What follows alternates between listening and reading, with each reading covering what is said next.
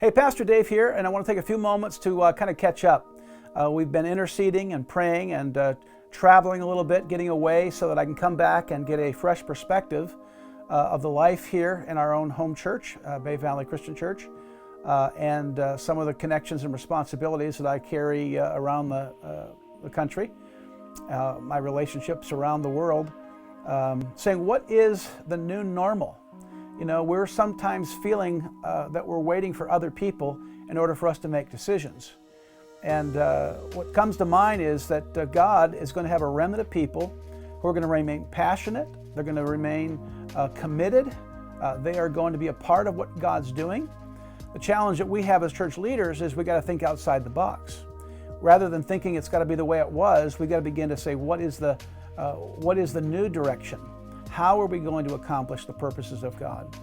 Bay Valley, our mission has been very clear, at least from our staff and our leaders' perspective, and that is we wanted to make disciples. It's part of what all churches are called to, but how do you do it?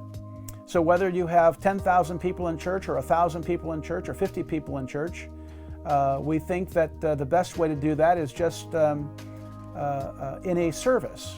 Although when I think about services across America, I'm thinking that real service has to be put into terms that see people's lives grow and transform. Therefore, you can go through services and still not change. You can go through Bible studies, still not change. You can do a lot of things and remain the same. And so the best model of discipleship, when I look back to the New Testament, is when Jesus spent time with the 12. He put 3.5 years into a dozen people. There were the 12, well, there were the 3, the 12, the 72, and the multitudes. But when we talk about men that were willing to lay down their life and be all in, you look at Jesus' group of disciples, we call them students, who followed Jesus, who listened to Jesus, who obeyed Jesus. Yes, they were human, they made mistakes, they failed, and yet they would learn a valuable lesson. That Jesus died to forgive men and women, boys and girls of their sins so that they could start again and again and again until they got it right. We believe that Jesus Christ is coming. And if you turn to the Old Testament, you'll find a verse in 1 Chronicles chapter 12, verse 32, that talks about the sons of Issachar that knew the times and the seasons. This time that we're in, I'm encouraged. I'm excited. I think there's great things to be implemented and to flow with what the Spirit of God is doing. Remember that to as many as are led by the Spirit, they are the children of God. And so you and I cannot try to figure this out in our natural fleshly ways. It's going to have to be that we rely on the leading and power and life of the Holy Spirit. We believe that homes need to be healed. We know that people need to be delivered, that people need to be set free. It's not just a natural war that we're in, it's a spiritual war that needs the resurrection power of Jesus to help people overcome their discouragement, their fears. We have faced in the last several months now 3 major areas that I believe that we have to resist or fight against or do the opposite of in order to get true victory. The first one, the pandemic brought a level of fear that's been unprecedented in our culture and in our world. And so the opposite of fear is faith. And so we've got to call out faith. We've got to be the people of God who aren't looking at the sky is falling and everything's all over. We've got to look at this as it's the fuel to the engine to get us where we need to be. And so number one, we're going to combat fear with faith. The second thing that we talked about in the past has been that there's been a real sense of hatred, of division, people looking at each other because of their differences rather than looking at what we do collectively as a group of people who can accomplish great things together. Therefore, the opposite of hate is going to be love. God's people, according to Revelations, it says that there was a church called the Loveless Church. He said, you did a lot of things well, but you lost your first love. And when you lose your first love, listen, you'll lose your love for each other. God's plan is to have a remnant of people who love God, who love each other.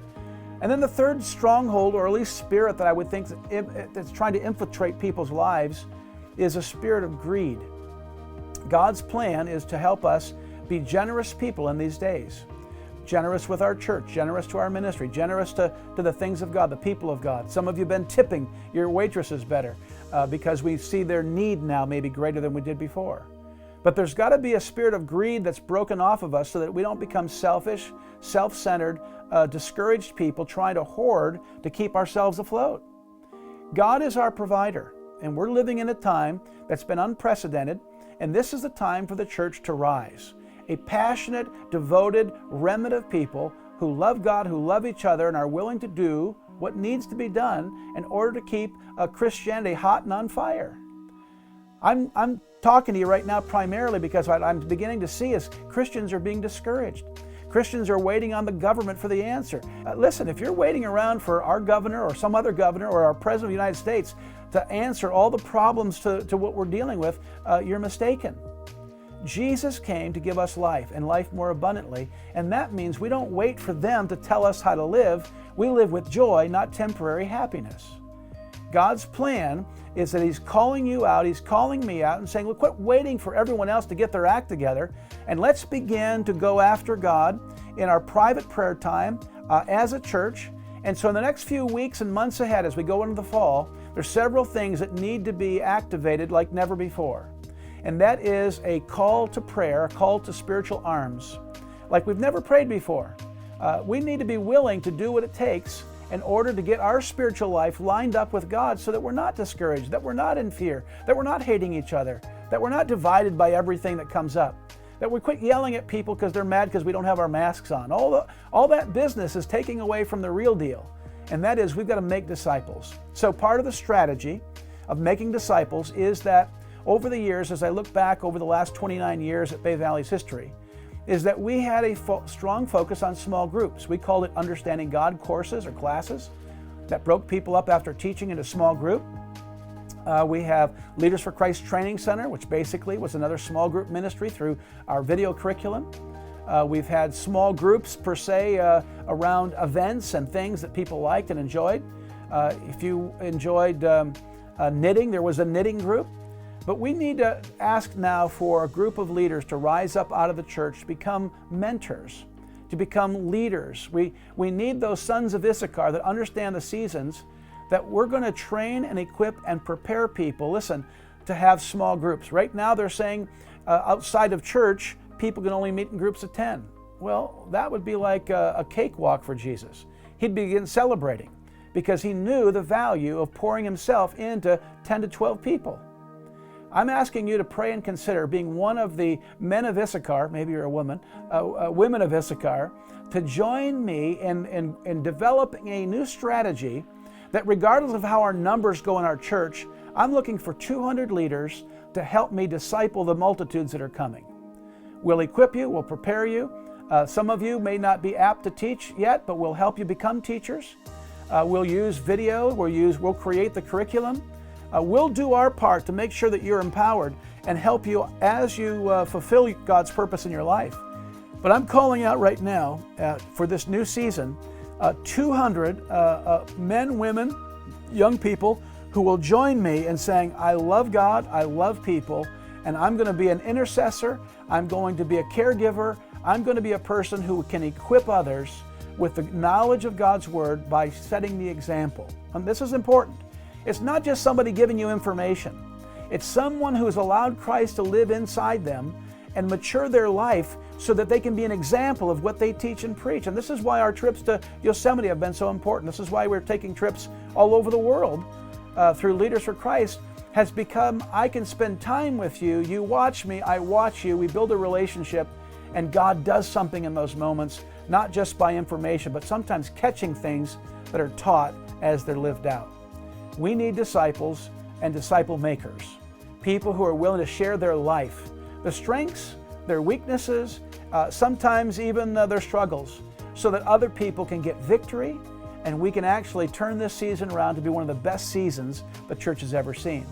I'm not pulling back, we're not pulling away, but we've got to be open to new ways and new things. And I believe a fresh focus on discipleship in small groups. Now again, when I say small groups, some of you check out because you think it's just another program. I'm not talking about another program. I'm really talking about a number of people joining together with me to let our lives be lived out in front of others so they can not only see Christianity, but they can get it. And then they get knowledge of God's Word and they begin to implement that life flow that comes from Christ that goes out to the world. The Bible says that Jesus came to seek and to save that which was lost. Over the years, a lot of people have called me an evangelist because I love souls. Listen, we're all to do the work of an evangelist. All of us need to know that lost people matter to God, and we want to make it as difficult as possible for people to go to hell. We've lost that. I don't hear much about that today. It's not politically correct to say that that Jesus is the only way, but He is. And if we believe that, then I'm calling on you to join with me. I want you to give Pastor Al a call or Dana here at the office. Get your names down. We're going to start trying to get equipping times and seasons scheduled, and then lay out our plans so that we can actually have 200 small groups, 200 with 10 people in a group, so that we can actually do greater works than we've ever done before. This is an exciting season, but it's a season where God's people have to respond, and God's people not only just have to give, they've got to give of their time, their talents, and their treasures in order for us to accomplish God's purpose. Hey, we love and appreciate you. It's going to be okay. If we have to teach with a mask on, we'll teach with a mask on, because it really doesn't matter. Let me close with a story. I remember going over to Panama, and when we went over to Panama, I was put in a situation where we were going to go talk to a tribe of Indians, I think called the Umbra. I may be saying that wrong, I don't remember exactly. But there was a group of Indians out the outer banks of Panama, between Panama and Colombia. And I get out of this canoe. All of us had to ride a canoe with a little motorized engine to get over to where they are. And when I got there, they came out to greet us. And when they came to greet us, a couple of things happened. Number one, they came out with no clothes on. And so right away, it was, how do we adapt? How do we adjust? How do we overcome this obstacle? Because I want to try to greet them now without looking at them, or at least that was the mindset. It was strange, it was weird, it was different than my worldview, how I grew up. But I was going to find out how to reach these Umbra Indians in Panama. Well, once we got past at least the ladies didn't wear any clothes on top. The guys had little garments on the bottom. Once we pressed through, I went into this hut where there were probably, I'm going to guess, maybe 50 to 100 of these Indian people, natives to the land there, and I was going to preach. And but when we went over to this, I'm going to call it I call it a teaching station in California, but really a gazebo of sorts. There was like a thatched hut where people would sit under. All the ladies, because it was going to be preaching, they covered themselves at their tops in the meeting. And then I gave an altar call. I preached, I gave an altar call, and no one moved, no one responded. I'm thinking, what happened? I preached again, I gave an altar call again, nothing happened. I did it a third time, and that time the chief of the tribe got up and accepted Christ. But when he accepted Christ, listen, the rest of them all came up, because in their culture and their custom, the father or the leader had to be, he had to move in order for them to feel it was okay for them to move. What if there are people waiting on us, waiting on you to step up, to be the leader that God's called you to be? Rather than trying to create a new entity, why don't we keep doing what we've always done, but now do it in a different way that brings life, that brings joy, that brings transformation to people's lives, that people again can begin to figure out how to get their finances in order, they can begin to put their marriages together, they can begin to put their anxiety and their fear and their doubts away. Why? Because real people step up and step out. That day in Panama, when the leader stepped out, the others followed. That was my point. Many people today are waiting for leaders, these sons of Issachar, to rise up and to step out and be willing and say, well, I'm not good enough. That's time for that stuff to end, and you need to stop it. God has called you. He's put His life in you, and you can do all things through Christ that strengthens you. But it's time for us to gather. It's time for us to equip leaders. It's time for us to step out and reach people that I could never reach, but you can. And so if you'll join us, we believe that this fall is going to be some of the best seasons the church has ever seen as we engage people right where they live, right where they are, because the Lord is coming back, and nothing the government is going to do, nothing the world is going to do is going to stop us from our mission. Our mission is to make disciples as we go into all the world and see Jesus Christ change people's lives and take people from the wrong direction and set them in the right direction. Hey, we love and appreciate you. Look forward to seeing you on Sunday. We're anticipating now you contacting us through Facebook, through the church phone. Do whatever you have to do to get a hold of us to say, count me in as one of these sons of Issachar that will help be a part of the new season.